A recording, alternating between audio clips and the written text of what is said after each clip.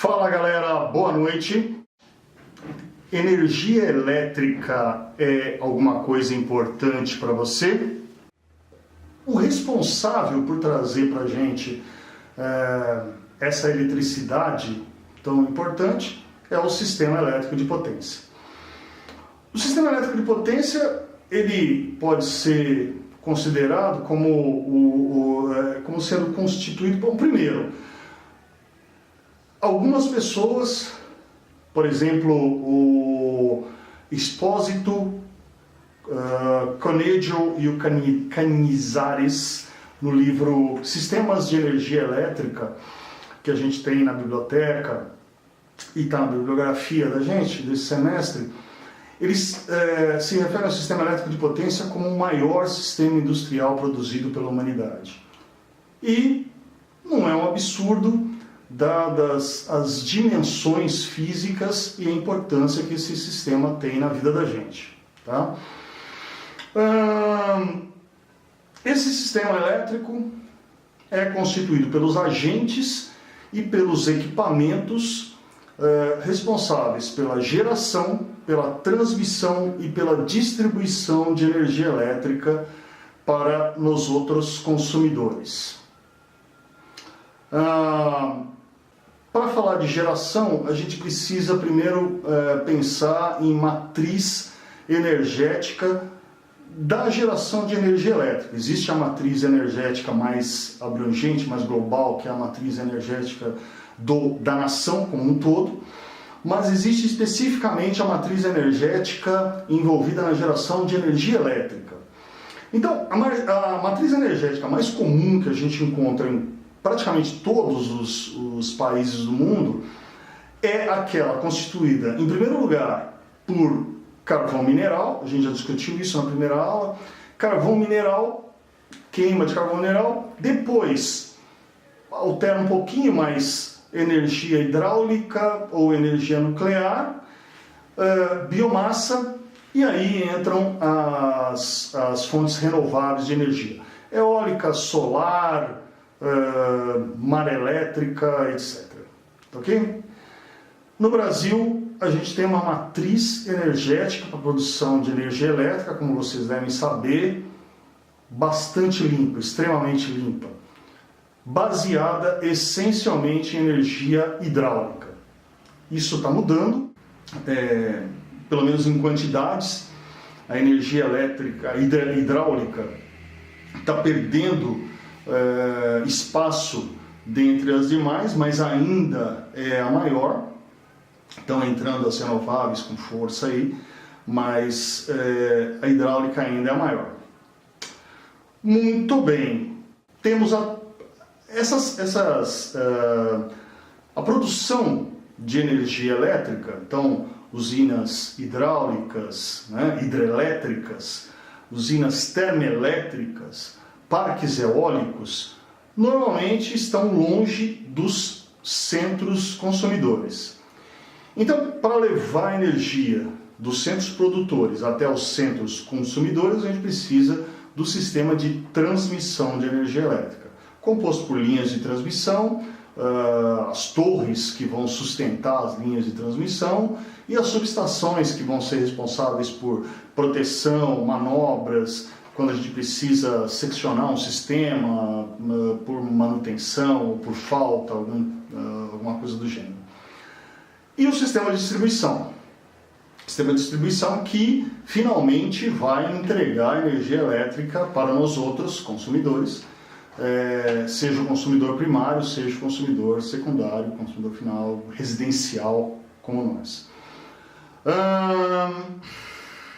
O sistema de distribuição a gente acaba dividindo em sistema de subtransmissão, que é aquele que faz a interface entre o sistema de transmissão propriamente dito e 345, 230 kV para as tensões mais baixas. O sistema de subtransmissão vai funcionar aí entre 138 e 69 kV, eventualmente 34,5 kV, tá?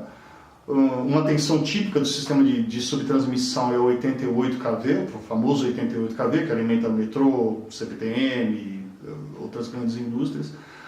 Tá? E aí esse sistema de subtransmissão alimenta as subestações de distribuição que vão aí fornecer tensões aí da ordem de 13.800 volts, tá? Que nos postes, nas ruas aí vão ser baixadas para os nossos 220, 127 volts, 380, 220 volts, dependendo da região, ok?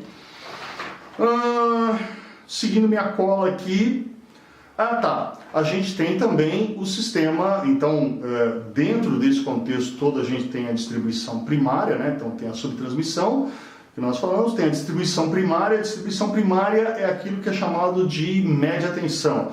A distribuição primária, ela vem das subestações de distribuição, tá? Nas tensões aí de 13.8, e devido às limitações por questões de contingências, né, para a gente prever contingências, uma carga máxima aí de 8 MVA por sistema radial. Quando é o seguinte, os sistemas de transmissão, eles operam normalmente em forma de anel, tá? Os sistemas de distribuição são essencialmente de forma radial, então eles saem da subestação e é um ramal que sai da subestação e vai alimentando os consumidores ao longo de uma certa distância, tá? Então esse é o sistema radial. No sistema de distribuição então primário, a carga de cada ramal fica em torno de 8 MVA, tá? A carga máxima, tá? Sendo que poderia ser de 12 MVA se a gente não considerasse as contingências, ok? Distribuição secundária, baixa tensão. Então, dependendo do lugar onde você está, se a rede de transmissão for aérea, de distribuição, perdão, for aérea, você vai reparar que lá no alto dos postes você tem 3 fios, talvez um quarto que é o para-raios, mas você vai ter 3 fios ali que vão estar transportando o 13.8 kV. E mais abaixo a tensão secundária, né? O sistema de distribuição secundária, que vai estar aí então nas tensões de 220, 127, 380, 220, dependendo da região, ok? Bacana. Vamos falar sobre as características da eletricidade, porque o sistema elétrico de potência, ele é um sistema industrial, como a gente disse, e o produto dessa indústria é a energia elétrica, tá certo? Essa energia elétrica, esse produto, tem algumas características importantíssimas, tá? A primeira delas, mais marcante, é que, tudo bem, você consegue armazenar energia em baterias, concordo com você. Só que nas quantidades produzidas pelo sistema elétrico de potência, não é possível, não é viável economicamente armazenamento de energia elétrica propriamente. E aí até cabe um parênteses que eu considero interessante. Olha só, não é possível armazenar energia elétrica, mas é possível armazenar essa energia de outras formas. Por exemplo, quando a gente podia construir usinas hidrelétricas com grandes reservatórios, então eu não armazenava energia elétrica, mas eu armazenava energia na forma hidráulica. Então, na época úmida, como essa em que nós estamos agora, tudo bem, a vida segue, mas na época seca, no período seco, então eu usava os reservatórios como reguladores para eu ter energia suficiente para suprir o consumo. Hoje em dia, tudo mudou, as demandas ambientais são bastante maiores, as responsabilidades ambientais são enormes, então a gente já não faz mais usinas hidrelétricas com grandes reservatórios. A gente faz usinas hidrelétricas hoje essencialmente aquelas usinas chamadas a fio d'água, né? Então são aquelas usinas em que você depende do fluxo de água do leito do rio. Se estamos no período úmido, ótimo, bacana, mas se a gente está no período seco, aí diminuir a produção e a gente entra com os auxiliares, por exemplo, energia das usinas térmicas, termoelétricas, tá? Então a gente vai queimar óleo diesel, tá, ok? Vai queimar carvão para produzir energia. Por isso que tem a história da bandeira, né, das bandeiras amarela, vermelha, etc. Não é isso? Tá? Que a gente também comentou na primeira aula. Energia eólica, geração distribuída, aí já em quantidades menores de energia, consegue fazer um armazenamento em baterias. Tá? O que dá hoje para os sistemas elétricos de potência uma característica completamente diferente do que era no passado. Se no passado você tinha sistemas baseados, principalmente no Brasil, sistemas baseados em hidrelétricas, com reservatórios grandes, que você podia controlar a energia fornecida ao longo do ano, hoje, além de ter essa variação devido às usinas a fio d'água, etc., você ainda tem a influência da geração distribuída, que dá ao sistema elétrico de potência uma configuração completamente diferente. Tá? Tem hora que tem vento, tem hora que não tem hora que tem sol, tem hora que não tem. Tá? Isso dá ao sistema de potência e a nós, engenheiros de sistemas de potência, um trabalho muito grande, porque as coisas já não são mais tão simples quanto eram no passado. Outra característica grande, característica importante, fundamental do sistema elétrico de potência, é que a energia elétrica não pode ser enviada em pacotes. Então, eu não posso produzir, agente produtor, gerador de energia elétrica, não posso produzir um determinado pacote de energia elétrica aqui e enviar exatamente para você, Rogério, uma quantidade X de MVA. Não funciona assim. Eu jogo a minha energia no sistema e essa energia vai para onde tiver que ir de acordo com as leis de Ohm e com as leis de Kirchhoff. Ok?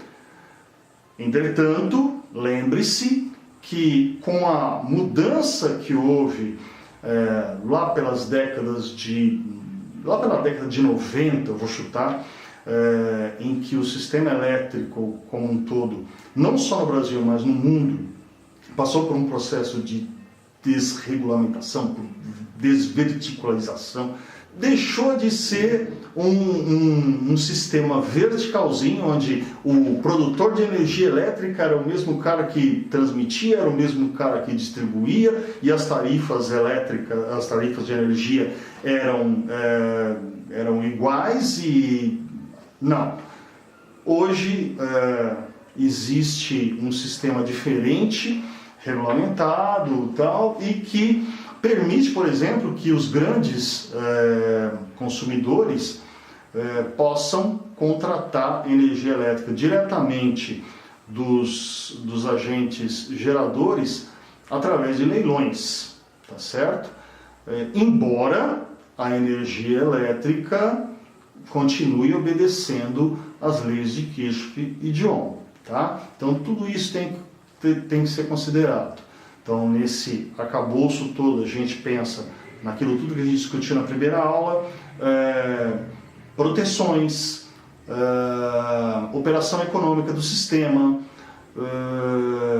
estabilidade do sistema, o fato de você não conseguir armazenar energia elétrica nas quantidades produzidas pelos agentes geradores, fazem com que a gente precise gerar exatamente o que vai ser consumido e consumir exatamente aquilo que vai ser gerado. Caso contrário, a gente vai ter instabilidades no sistema, tá certo? Então, precisamos pensar em estabilidade, precisamos pensar em economia da operação do sistema, precisamos pensar em disponibilidade do sistema, etc, etc, etc. Tá? Então, acho que com isso a gente consegue ter uma dimensão da importância do sistema elétrico de potência na vida atual e da importância do estudo de análise de sistemas de potência. Tá? Daqui a pouco a gente passa para a segunda fase dessa conversa, que é uma conversa sobre alguns aspectos históricos sobre o desenvolvimento do sistema de potência. Beleza? Então, até já. Valeu!